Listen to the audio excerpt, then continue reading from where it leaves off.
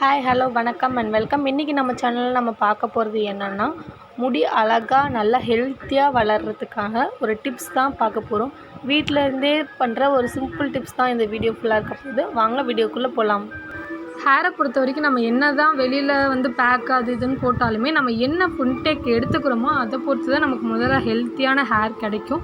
அதனால நம்ம டெய்லியும் நம்மளோட ஃபுட்டில் அதிகமான விட்டமின்ஸ் இருக்கிற ஃபுட்ஸாக நம்ம எடுத்துக்கிட்டால் மட்டும்தான் நம்மளோட ஹேர் ஹெல்த்தியாக வளரும். அடுத்து நல்லா தண்ணி குடிக்கணும். நம்ம உடம்பு எந்த அளவுக்கு ஹைட்ரேட்டாக வச்சுக்கோமோ அந்த அளவுக்கு ஹேரும் ஹெல்த்தியாக இருக்கும்.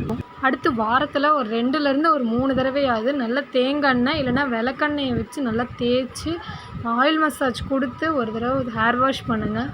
அப்படி ஹேர் வாஷ் பண்ணுறதுனால முடியோட வேர்க்கால் ரொம்ப ஹெல்த்தியாக இருக்கும். அடுத்து நீங்கள் என்ன ஷாம்பு யூஸ் பண்ணுறீங்களோ அதே பிராண்டில் ஒரு கண்டிஷ்னர் யூஸ் பண்ணுங்கள். அப்போ தான் உங்களோட ஹேரில் இருக்கிற ஸ்ப்ளிட் எண்ட்ஸு இல்லை ஃப்ரிஸி ஹேரோ வராமல் இருக்கும். அடுத்து உங்களுக்குன்னு தனியாக எப்போவுமே ஒரு சீப்பு வச்சுக்கோங்க. அது உடன் சீப்பாக இருந்தால் இன்னும் கொஞ்சம் ஹெல்ப்பாக இருக்கும். உங்கள் ஸ்கேல்பில் எந்த டேமேஜும் ஆகாது.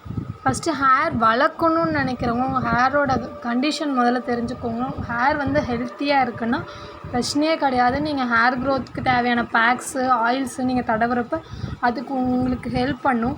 அதே உங்கள் ஹேர் எந்த கண்டிஷனும் இல்லை, இப்போ டேண்ட்ரஃப்ஸு ஒரு வேளை உங்களுக்கு ஸ்ப்ளிட் எண்டு இந்த மாதிரி ஒரு ப்ராப்ளம்லாம் இருந்துச்சுன்னா முதல்ல நீங்கள் அதை க்யூர் பண்ணிட்டு அதுக்கப்புறம் நீங்கள் ஹேர் க்ரோத் பேக்ஸ்லாம் போட்டால் மட்டும்தான் அது உங்களுக்கு யூஸ்ஃபுல்லாக இருக்கும்.